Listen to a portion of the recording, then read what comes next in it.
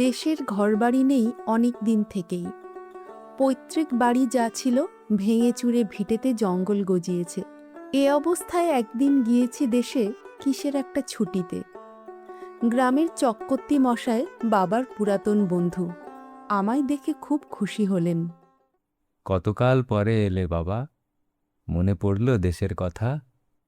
বাড়িঘর করবে না? আগে সামান্য মাইনে পাই, তাতে কি?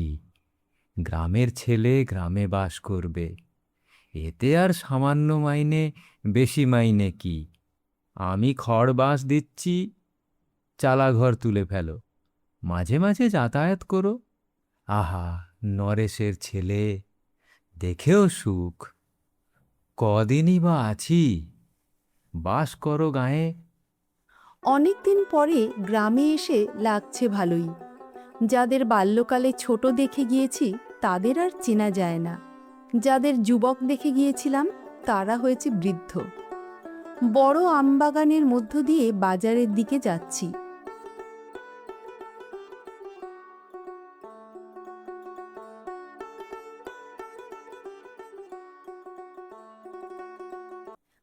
কোথায় যাবে? বাজারে বাবা। কে বাবা তুমি? চেনলাম না তো। চিনবে না, বাড়ুজ্যে পাড়ার নরেশ বাড়ুজ্যের ছেলে। আমি অনেক দিন গাঁয়ে আসিনি। তা হবে বাবা, আমি আগে তো এ পাড়া ও পাড়া যাতাম আসতাম না। তিনি থাকতে অভাব ছিল না কোনো জিনিসের। গোলা পোড়া ধান, গোয়াল পোড়া গরু। তা তোমাকে তো চিনতে পারলাম না বুড়িমা। আমার তো তেনার নাম করতে নেই বাবা, করাতের কাজ করতেন। তোমার ছেলে আছে? কেউ নেই বাবা, কেউ নেই।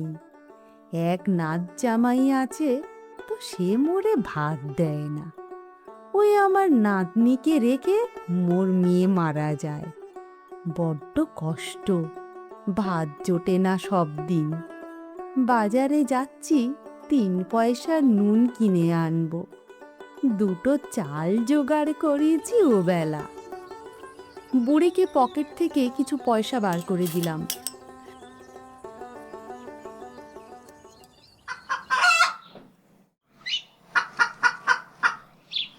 পরের দিন সকালে ঘুম ভেঙে উঠেছি। এমন সময় কালকের সেই বুড়ি লাঠি ঠুকঠুক করতে করতে এসে হাজির উঠোনে। থাকি এক জ্ঞাতি খুড়োর বাড়ি। তিনি বললেন, ও হলো জমির করাতির স্ত্রী। অনেক দিন মরে গিয়েছে জমির, তোমাদের খুব ছোটবেলায়। বুড়ি উঠোনে দাঁড়িয়ে ডাকলে, ও বাবা। এই যে, আমি এখানে। কাল পয়সা কটা পেয়ে ভাবলাম যাই দিনি বাউন পাড়ার দিকি। কে পয়সা দিলে চিনতেও পারলাম না। বিকেলবেলা চোখে ঠাওর পাইনি। সে উঠোনের কাঁঠাল তলায় বসে আপন মনে খুব খানিকটা বকে উঠে গেল। তার যাবার সময় আরও 2-1 পয়সা দিলাম। পরদিন কলকাতা চলে গেলাম। ছুটি ফুরিয়ে গেল। আমার জ্ঞাতি খুড়োকে কিছু টাকা দিয়ে এলাম আসবার সময়, আমার জন্য ছোটখাটো দেখে একটি খড়ের ঘর তুলে রাখবার জন্যে।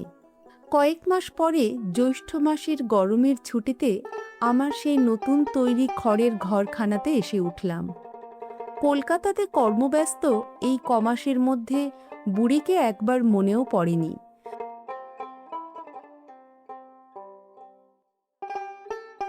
কি বুড়িমা?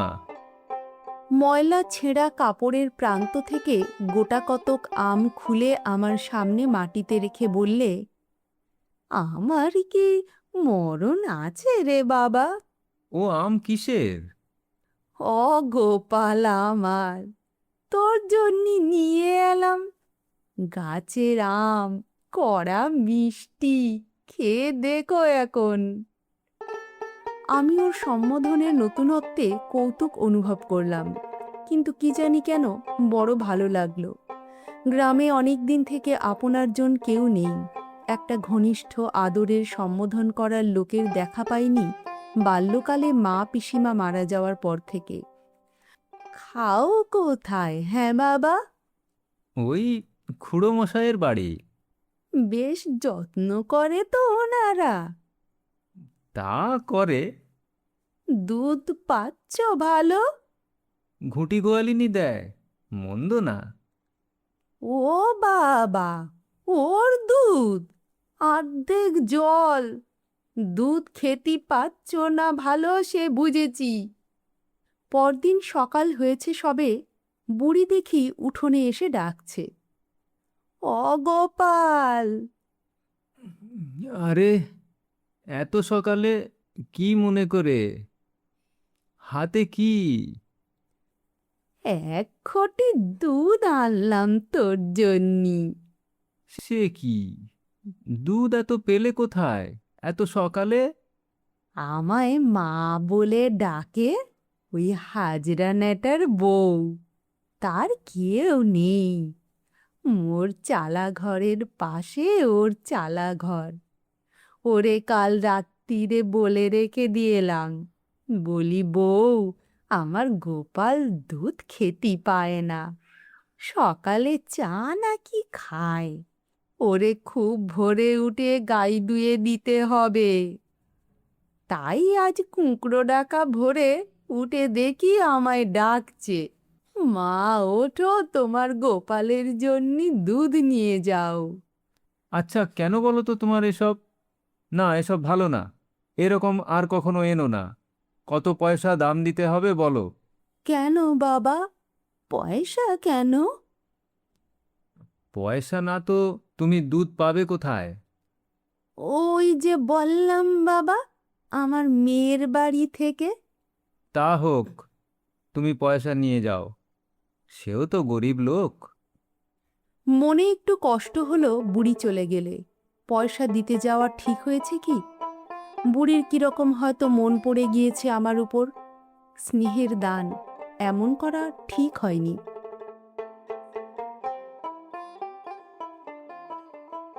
অগোপাল, এই দুটো কচি শশার জালি মোর গাছের, এই নেও, নুন দিয়ে খাও দিনি মোর সামনে। আচ্ছা, তোমার চলে কিসে? নাচ জামাইয়ের দেবার কথা, তা সে সব দিন দেয় না। ওই যারে মেয়ে বলি, ও বড্ড ভালো, লোকের ধান ভানে, তাই চাল পায়, আমারে দুটো না দিয়ে খায় না। তুমি কি একা থাকো? তাই একদিন মোর ঘরখানা না হয় দেখতে গেলে অগোপাল। আমি নতুন খাজুর পাতার চেটাই বুনে রেখে দিয়েলাম তোমারে বসতি দেবার জন্যি। বাউনের ছেলে, মোদের এঁটো কাটা মাদুরে কি বসবে, তাই বলি একটা নতুন চেটাই বুনে রাখি, যখন আসবে এখানেতেই বসবে। সেবার বুড়ির বাড়িতে আমার যাওয়া ঘটে উঠল না ওর এত আগ্রহ সত্ত্বেও। নানা দিকে ব্যস্ত থাকি, তার উপর আছে সমবয়সী বন্ধুবান্ধবদের দাবি। অনেকদিন পরে গ্রামে এসেছি তো, যে কদিন গ্রামে থাকি, বুড়ি রোজ সকালে একবার আসতে ভুলবে না। কিছু না কিছু আনবেই, কখনো পাকা আম, কখনো পাতিলেবু, কখনো এক ছড়া কাঁচকলা কি এক ফালি কুমড়ো। 2 আনা 4 আনা প্রায়ই দিই। একদিন কাপড় দিলাম। বুড়ি কোনোদিন আমার কাছে কিছু মুখ ফুটে চায়নি, কখনো বলেনি পয়সা দাও কি অমুক দাও, বরং তার উল্টো, শুধু হাতে কখনো আসে না।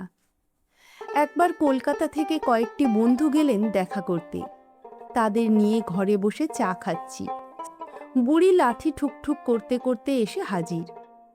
অগোপাল! হঠাৎ আমার লজ্জা করতে লাগলো। কলকাতার বন্ধু বান্ধবদের সামনে ও আজ না এলেই পারত ছাই, ভালো বিপদ। অমর গোপাল, ঘরে আছিস নাকি?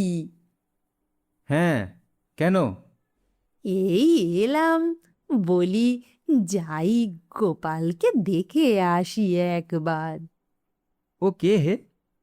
ও এমনি গাঁয়ের লোক। তোমার ডাক নাম কি গোপাল নাকি হে এই গ্রামে? হ্যাঁ, না, এই কাল রাত্রিরে কি গরম পড়লো গোপাল, ঘুমোতে পারলি কাল? মুই চোখ বুজিনি সারা রাত। ও গোপাল বলছে কাকে হে? হ্যাঁ, মানে আমাকেই বলছে। এই মাথাটা একটু ও আচ্ছা আচ্ছা, আজ যাও, বড্ড ব্যস্ত আছি বুঝলে। কলকাতার বন্ধুরা সব এসেছেন। হ্যাঁ, আজ কি এনেছি বলো দেখি গোপাল? ওসব এখন নিয়ে যাও, এখন যাও। তা চিঁড়ে কটা?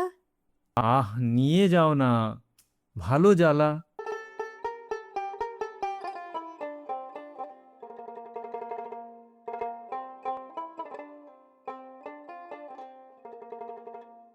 পুনরায় গ্রামে এলাম মাস ৫-৬ পরে, আশ্বিন মাসের শেষে।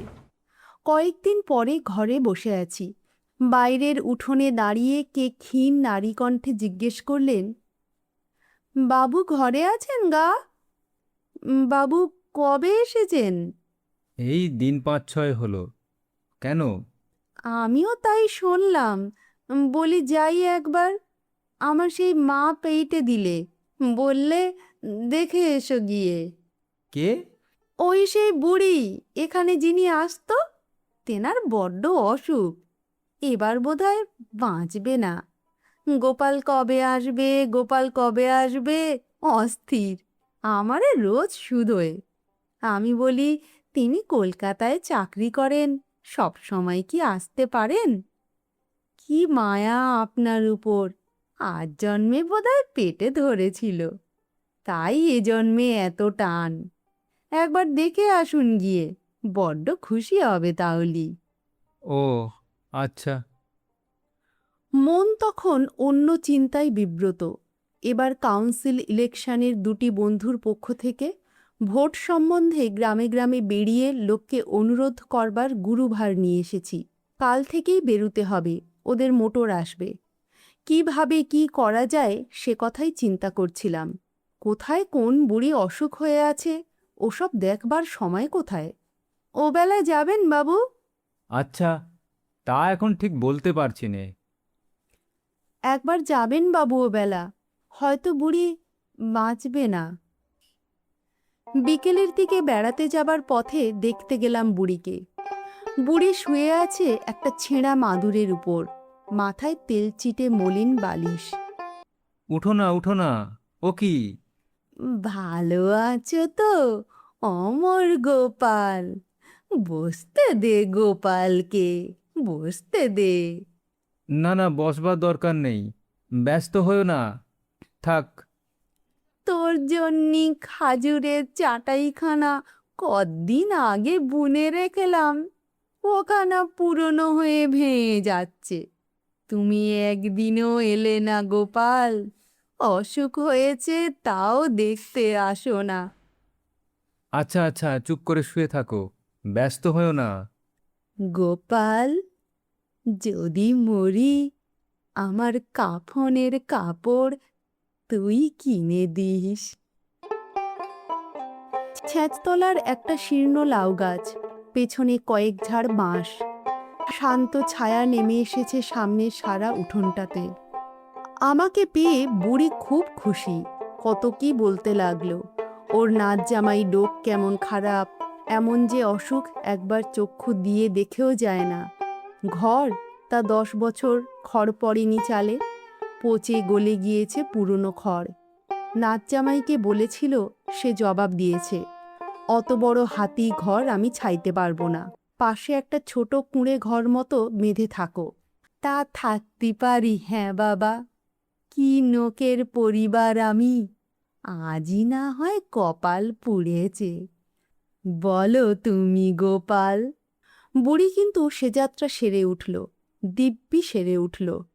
আমি কলকাতা চলে যাবার আগে দুই একবার আমার কাছে লাঠি ধরে গেল, বসে বসে আপনার মনে কত কি বকে, তারপর চলে আসে। বছর দুই কাটল। এই 2 বছরের মধ্যে যখনই গিয়েছি গ্রামে, বুড়ি এসে বসে, কিছু না কিছু নিয়ে আসবেই। কেন আসো রোজ রোজ অত দূর থেকে? এই পাকা নোনাটা ভাবলাম গোপালের দিয়ে আসি। তা হোক, তুমি কষ্ট করে এসো না এরকম। তুই তো আমারে দেখতে যাবি নে কোনো দিন। না না, সময় পেলেই যাব। এখন বাড়ি যাও।